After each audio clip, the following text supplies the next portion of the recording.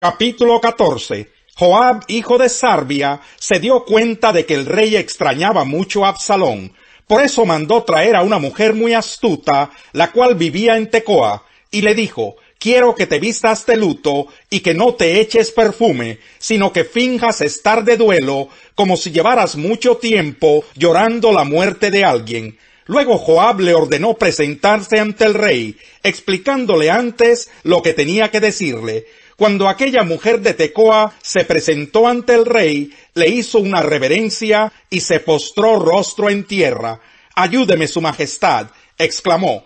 «¿Qué te pasa?», le preguntó el rey. «Soy una pobre viuda», respondió ella. «Mi esposo ha muerto. Esta servidora de su majestad tenía 2 hijos, los cuales se pusieron a pelear en el campo. Como no había nadie que los separara, uno de ellos le asestó un golpe al otro y lo mató. Pero ahora resulta que toda la familia se ha puesto en contra de esta servidora de su majestad. Me exigen que entregue al asesino para que lo maten, y así vengar la muerte de su hermano, aunque al hacerlo eliminen al heredero. La verdad es que de esa manera apagarían la última luz de esperanza que me queda, y dejarían a mi esposo sin nombre ni descendencia sobre la tierra. Regresa a tu casa, que yo me encargaré de este asunto, respondió el rey. Pero la mujer de Tecoa replicó: Su majestad, que la culpa caiga sobre mí y sobre mi familia, y no sobre el rey ni su trono. Si alguien te amenaza, insistió el rey, tráemelo para que no vuelva a molestarte. Entonces ella le suplicó: ruego a su majestad invocar al Señor su Dios, para que quien deba vengar la muerte de mi hijo no aumente mi desgracia matando a mi otro hijo. Tan cierto como que el Señor vive, respondió el rey, juro que tu hijo no perderá ni un solo cabello. Pero la mujer siguió diciendo: permita su majestad a esta servidora suya decir algo más. Habla. ¿Cómo es que su majestad intenta hacer lo mismo contra el pueblo de Dios? Al prometerme usted estas cosas, se declara culpable, pues no deja regresar a su hijo desterrado. Así como el agua que se derrama en tierra no se puede recoger, así también todos tenemos que morir. Pero Dios no nos arrebata la vida, sino que provee los medios para que el desterrado no siga separado de él para siempre. Yo he venido a hablar con su majestad porque hay gente que me ha infundido temor. He pensado, voy a hablarle al rey, tal vez me conceda lo que le pida, librándonos a mí y a mi hijo de quien quiere eliminarnos, para quedarse con la heredad que Dios nos ha dado. Pensé además que su palabra me traería alivio, pues su majestad es como un ángel de Dios, que sabe distinguir entre lo bueno y lo malo. Que el Señor su Dios lo bendiga. Al llegar a este punto, el rey le dijo a la mujer: voy a hacerte una pregunta y te pido que no me ocultes nada. Dígame usted, ¿acaso no está Joab detrás de todo esto? La mujer respondió: juro por la vida de su majestad que su pregunta ha dado en el blanco. En efecto, fue su siervo Joab quien me instruyó y puso en mis labios todo lo que he dicho. Lo hizo para disimular el asunto, pero su majestad tiene la sabiduría de un ángel de Dios y sabe todo lo que sucede en el país. Entonces el rey llamó a Joab y le dijo: estoy de acuerdo, anda, haz que regrese el joven Absalón. Postrándose rostro en tierra, Joab le hizo una reverencia al rey y le dio las gracias, añadiendo: hoy sé que cuento con el favor de mi señor y rey, pues usted ha accedido a mi petición. Dicho esto, Joab emprendió la marcha a Gesur y regresó a Jerusalén con Absalón. Pero el rey dio esta orden: que se retire a su casa y que nunca me visite. Por tanto, Absalón tuvo que irse a su casa sin presentarse ante el rey.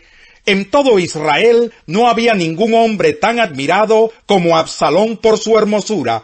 Era perfecto de pies a cabeza. Tenía una cabellera tan pesada que una vez al año tenía que cortársela, y según la medida oficial, el pelo cortado pesaba 2 kilos. Además tuvo 3 hijos y una hija. Su hija, que se llamaba Tamar, llegó a ser una mujer muy hermosa. Absalón vivió en Jerusalén durante 2 años sin presentarse ante el rey. Un día le pidió a Joab que fuera a ver al rey, pero Joab no quiso ir. Se lo volvió a pedir, pero Joab se negó a hacerlo. Así que Absalón dio esta orden a sus criados: miren, Joab ha sembrado cebada en el campo que tiene junto al mío. Vayan y préndanle fuego. Los criados fueron e incendiaron el campo de Joab. Entonces éste fue enseguida a casa de Absalón y le reclamó: ¿por qué tus criados le han prendido fuego a mi campo? Y Absalón le respondió: te pedí que fueras a ver al rey y le preguntaras para qué he vuelto a Gesur. Más me habría valido quedarme allá. Voy a presentarme ante el rey, y si soy culpable de algo, que me mate. Joab fue a comunicárselo al rey. Este, por su parte, mandó llamar a Absalón, el cual se presentó ante el rey, y postrándose rostro en tierra, le hizo una reverencia. A su vez, el rey recibió a Absalón con un beso. Capítulo 15. Pasado algún tiempo, Absalón consiguió carros de combate, algunos caballos y una escolta de 50 soldados. Se levantaba temprano y se ponía a la vera del camino, junto a la entrada de la ciudad. Cuando pasaba alguien que iba a ver al rey para que le resolviera un pleito, Absalón lo llamaba y le preguntaba de qué pueblo venía. Aquél le decía de qué tribu israelita era, y Absalón le aseguraba: tu demanda es muy justa, pero no habrá quien te escuche de parte del rey. Enseguida añadía: ojalá me pusieran por juez en el país. Todo el que tuviera un pleito o una demanda vendría a mí y yo le haría justicia. Además de esto, si alguien se le acercaba para inclinarse ante él, Absalón le tendía los brazos, lo abrazaba y lo saludaba con un beso. Esto hacía Absalón con todos los israelitas que iban a ver al rey para que les resolviera algún asunto, y así fue ganándose el cariño del pueblo. Al cabo de 4 años, Absalón le dijo al rey: permítame su majestad ir a Hebrón, a cumplir un voto que le hice al Señor. Cuando vivía en Gesur de Aram, hice este voto: si el Señor me concede volver a Jerusalén, le ofreceré un sacrificio. Vete tranquilo, respondió el rey. Absalón emprendió la marcha a Hebrón, pero al mismo tiempo envió mensajeros por todas las tribus de Israel con este mensaje: tan pronto como oigan el toque de trompeta, exclamen: Absalón reina en Hebrón. Además, desde Jerusalén llevó Absalón a 200 invitados, los cuales lo acompañaron de buena fe y sin sospechar nada. Luego, mientras celebraba los sacrificios, Absalón mandó llamar a un consejero de su padre David, el cual se llamaba Ahitofel, y era del pueblo de Giló. Así la conspiración fue tomando fuerza, y el número de los que seguían a Absalón crecía más y más. Un mensajero le llevó a David esta noticia: todos los israelitas se han puesto de parte de Absalón. Entonces David les dijo a todos los oficiales que estaban con él en Jerusalén: vámonos de aquí, tenemos que huir, pues de otro modo no podremos escapar de Absalón. Démonos prisa, no sea que él se nos adelante. Si nos alcanza, nos traerá la ruina y pasará a toda la gente a filo de espada. Como diga su majestad, respondieron los oficiales, nosotros estamos para servirle. De inmediato partió el rey, acompañado de toda la corte, con excepción de 10 concubinas que dejó para cuidar el palacio. Habiendo salido del palacio con todo su séquito, se detuvo junto a la casa más lejana de la ciudad.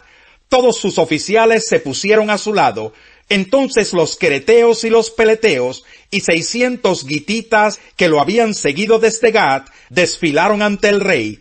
El rey se dirigió a Itai el gitita: ¿y tú por qué vienes con nosotros? Regresa y quédate con el rey Absalón, ya que eres extranjero y has sido desterrado de tu propio país. ¿Cómo voy a dejar que nos acompañes si acabas de llegar y ni yo mismo sé a dónde vamos? Regresa y llévate a tus paisanos, y que el amor y la fidelidad de Dios te acompañen. Capítulo 18. Cuando Jesús terminó de orar, salió con sus discípulos y cruzó el arroyo de Cedrón. Al otro lado había un huerto en el que entró con sus discípulos. También Judas, el que lo traicionaba, conocía aquel lugar. porque muchas veces Jesús se había reunido allí con sus discípulos. Así que Judas llegó al huerto a la cabeza de un destacamento de soldados y guardias de los jefes de los sacerdotes y de los fariseos. Llevaban antorchas, lámparas y armas. Jesús, que sabía todo lo que le iba a suceder, les salió al encuentro. —¿A quién buscan? —les preguntó. —A Jesús de Nazaret —contestaron—. Yo soy. Judas, el traidor, estaba con ellos. Cuando Jesús les dijo, yo soy, dieron un paso atrás y se desplomaron. —¿A quién buscan? —volvió a preguntarles Jesús. —A Jesús de Nazaret —repitieron—. Ya les dije que yo soy. Si es a mí a quien buscan, dejen que éstos se vayan. Esto sucedió para que se cumpliera lo que había dicho. De los que me diste, ninguno se perdió. Simón Pedro, que tenía una espada, la desenfundó e hirió al siervo del sumo sacerdote, cortándole la oreja derecha. El siervo se llamaba Malco. —Vuelve esa espada a su funda —le ordenó Jesús a Pedro—. ¿Acaso no he de beber el trago amargo que el Padre me da a beber? Entonces los soldados, con su comandante y los guardias de los judíos, arrestaron a Jesús. Lo ataron y lo llevaron primeramente a Anás, que era suegro de Caifás, el sumo sacerdote de aquel año. Caifás era el que había aconsejado a los judíos que era preferible que muriera un solo hombre por el pueblo. Simón Pedro y otro discípulo seguían a Jesús. Y como el otro discípulo era conocido del sumo sacerdote, entró en el patio del sumo sacerdote con Jesús. Pedro, en cambio, tuvo que quedarse afuera junto a la puerta. El discípulo conocido del sumo sacerdote volvió entonces a salir, habló con la portera de turno y consiguió que Pedro entrara. —¿No eres tú también uno de los discípulos de ese hombre? —le preguntó la portera. —No lo soy —respondió Pedro. Los criados y los guardias estaban de pie alrededor de una fogata que habían hecho para calentarse, pues hacía frío. Pedro también estaba de pie con ellos calentándose. Mientras tanto, el sumo sacerdote interrogaba a Jesús acerca de sus discípulos y de sus enseñanzas. —Yo he hablado abiertamente al mundo —respondió Jesús—. Siempre he enseñado en las sinagogas o en el templo, donde se congregan todos los judíos. En secreto no he dicho nada. ¿Por qué me interrogas a mí? Interroga a los que me han oído hablar. Ellos deben saber lo que dije.